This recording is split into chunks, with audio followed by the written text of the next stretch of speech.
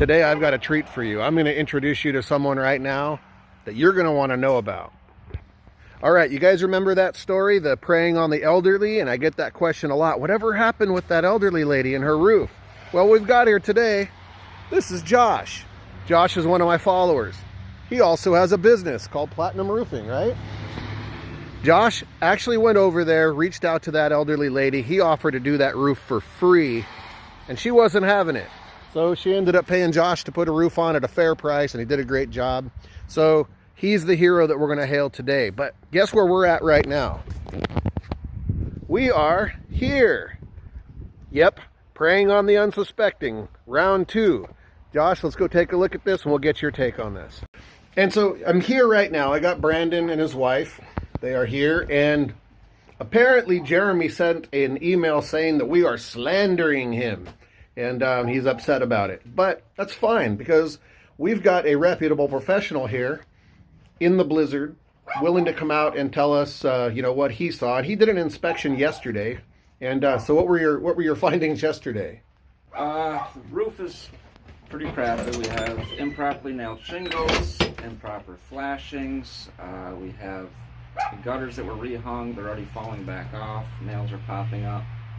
All right. When you say shingles that were improperly fastened, what were your findings? We didn't peel up too many because we don't want to damage anything. But one of the ones that we pulled up had 2 nails on one end of the shingle, 1 nail on the other, and nothing in the middle. So, and what's the proper spacing for the fasteners? Minimum is 4 evenly spaced nails. That'd be 13 inches apart. There's a little leeway, but 34 inches is not leeway. All right, so at this point, are you recommending an invasive inspection and pulling up more shingles to evaluate it, or what's your recommendation at this point? It's pretty much a redo at this point. Nothing's nailed properly. Flashings aren't right. Chimney was okay. We have some nails too close to the valley, 4 to 5 inches from the valley. Manufacturer says 6 inches. There's not much saving at this point. And now they got to tear off 2 layers. All right, this is Josh with Platinum Roofing doing an inspection on this roof. Checking for proper nails placement. Gonna lift this shingle up. And nails are supposed to be 4 evenly spaced nails across 39 inches. We've got 1 nail at the end. We keep going.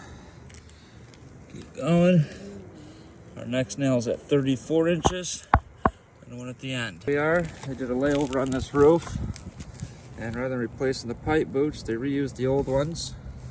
And what'll happen is when the sealant goes bad here, water's gonna get underneath this shingle, start hitting all the nails underneath, you start getting a leak in about 5 years.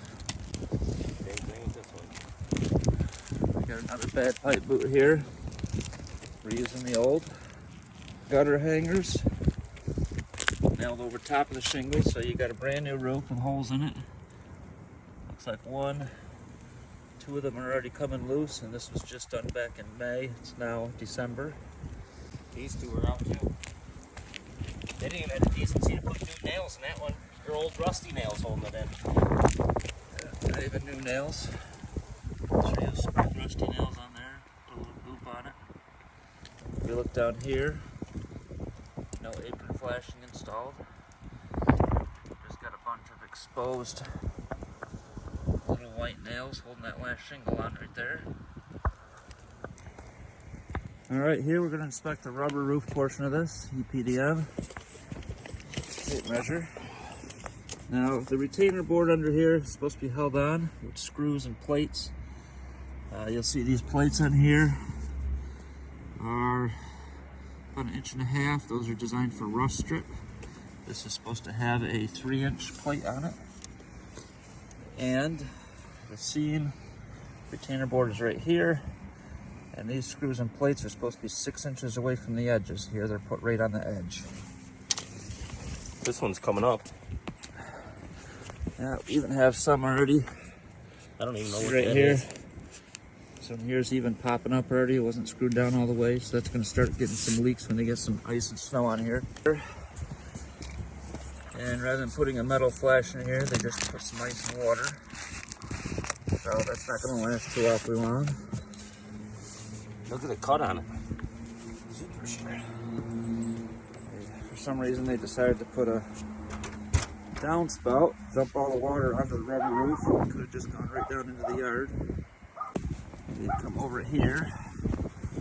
We've already got some cracking going on. Again, this is only about 5 months old. This looks kind of real messy here. I should have had rubber and a seam strip on it. That's not right. Over our coping here, see nothing's really uniform.